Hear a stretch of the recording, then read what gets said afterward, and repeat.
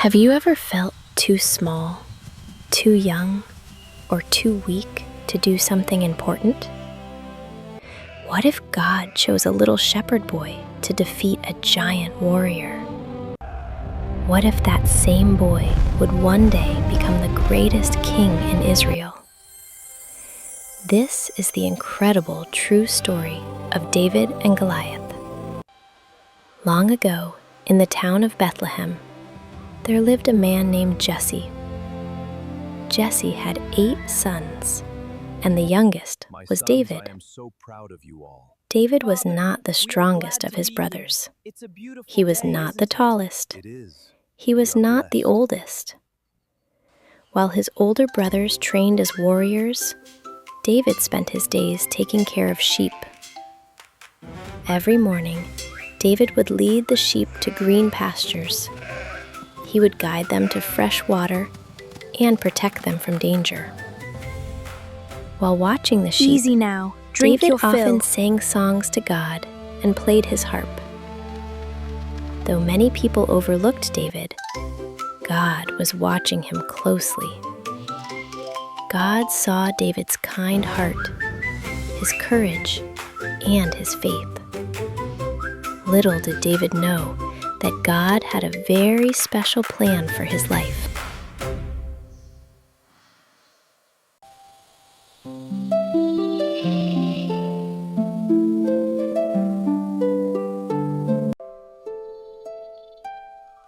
How majestic is your creation, Lord. I worship you with all my heart. David loved his sheep very much, and he protected them with all the strength God had given him. It's all right, little one. You're safe with me. I love you. Being a shepherd was not an easy job. One day, a fierce lion suddenly attacked David's flock. The frightened sheep scattered and ran in every direction. Let go of my sheep! Most people would have run away. I won't let you take it! David trusted Get God back! with all his heart.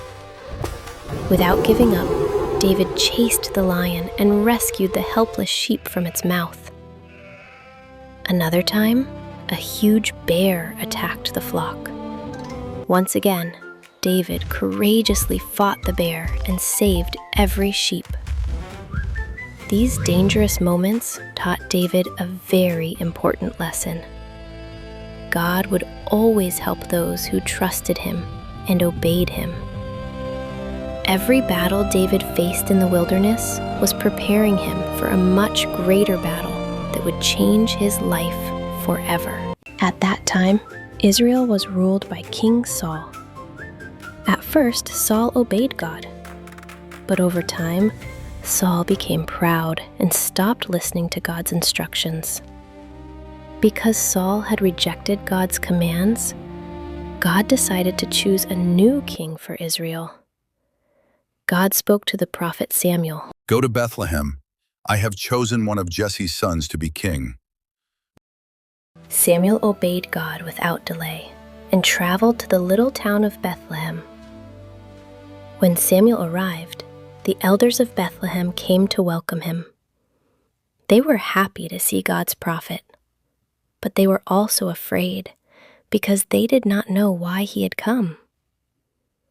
Soon, Jesse proudly brought his sons before Samuel, one by one. The first son was Eliab. He was tall, strong, and very handsome.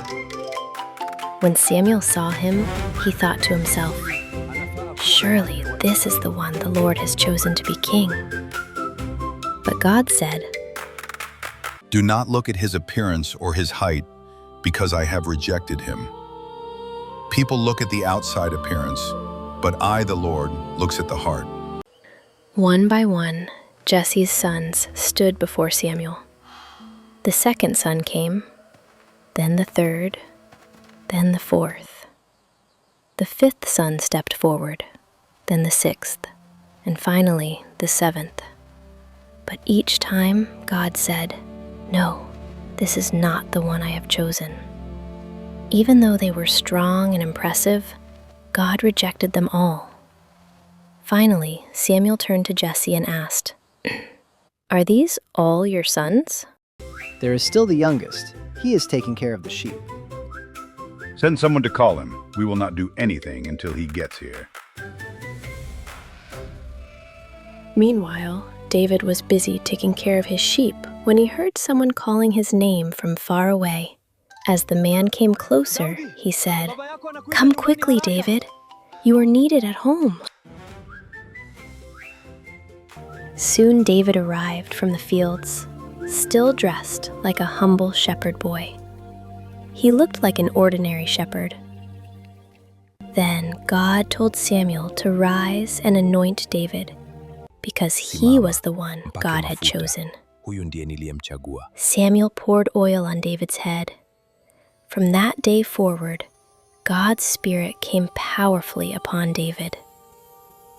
David had been chosen by God to become the future king of Israel. After some time, King Saul began to suffer greatly in his heart. His servants searched for someone who could play the harp beautifully to bring him peace. Soon they heard about David. So King Saul sent one of his servants to Jesse with a letter asking that David come and serve in the royal palace. Faster, brave steed!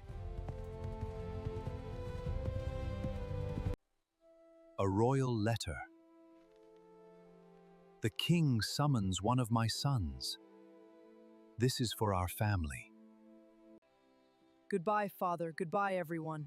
Goodbye, my son. Make us proud. Goodbye, David. We'll miss you. I will. Farewell.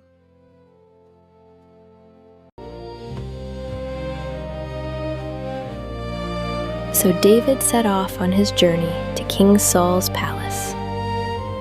When he saw the magnificent palace from a distance, he was amazed by how beautiful and grand it was.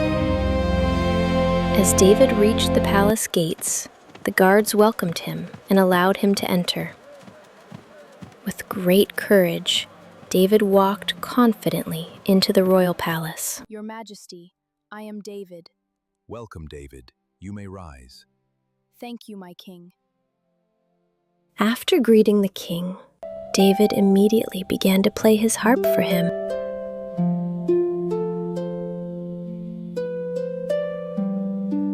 Whenever David played his harp, King Saul found peace and comfort. So David faithfully served in the royal palace while continuing to care for his father's sheep. All the while, God was preparing David, step by step, for the great purpose he had planned for him. Let me help you with that. Thank you, David. You are so kind. May I assist you? Oh, thank you, David. It's my pleasure to help. Whenever David finished playing music for the king, he returned home to take care of his father's sheep.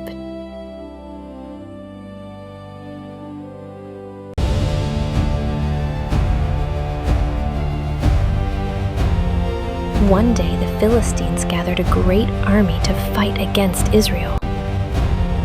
The Philistine army camped on one side of the valley of Elah, while the army of Israel camped on the opposite hillside. The deep valley lay between them, and for many days, neither army dared to attack. A great battle was about to begin. Among the Philistine army was a terrifying champion named Goliath. Goliath was an enormous giant. He wore heavy bronze armor from head to toe. His spear was huge and powerful. Every morning and every evening, he stepped forward before the army of Israel and shouted, I challenge the armies of Israel! Send me a man if you dare! Your army will fall before me!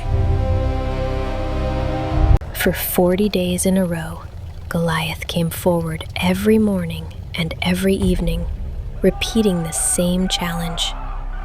But no one dared to fight him. Even King Saul was afraid.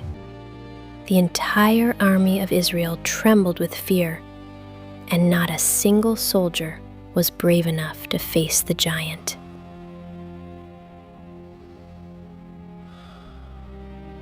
One day, Jesse sent David to take food to his brothers, who were serving in the army on the battlefield. David, take these supplies to your brothers. Yes, Father. Be safe, my son.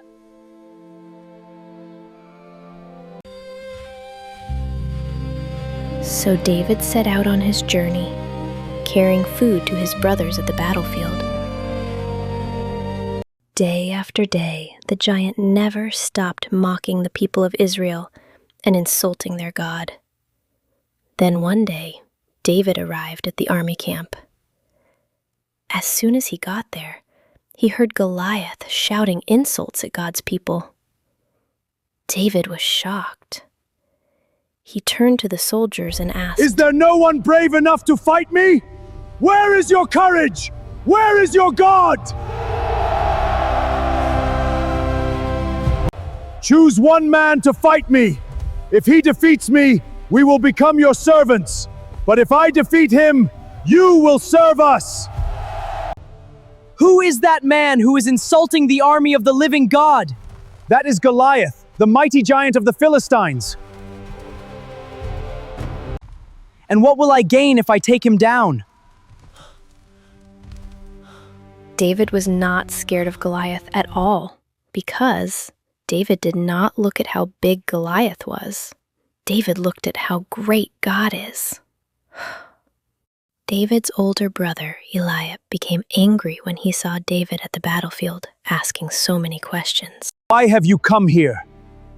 Who did you leave those sheep with? I know your pride and your curious heart.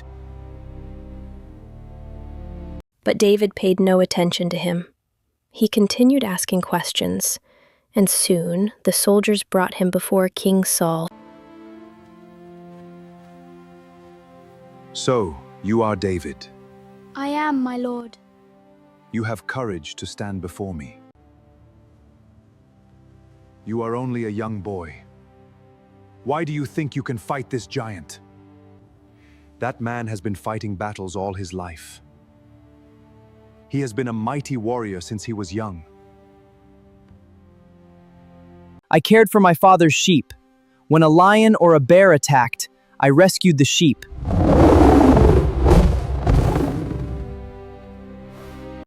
The same God who rescued me then will rescue me from this Philistine.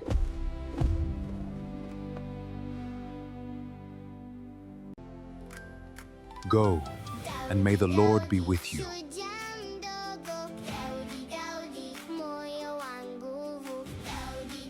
So King Saul agreed to let David fight.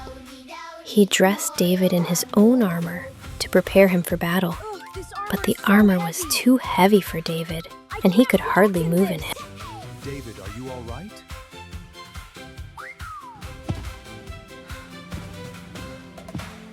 This armor is too heavy!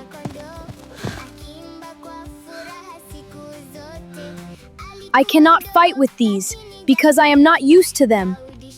I will fight with what God has already given me. David chose to take his shepherd's staff. Then he went down to a nearby stream and picked up 5 smooth stones. He placed them in his shepherd's bag. In his hand, he carried only a sling. There was no sword, there was no shield, there was no armor. There was only faith in God.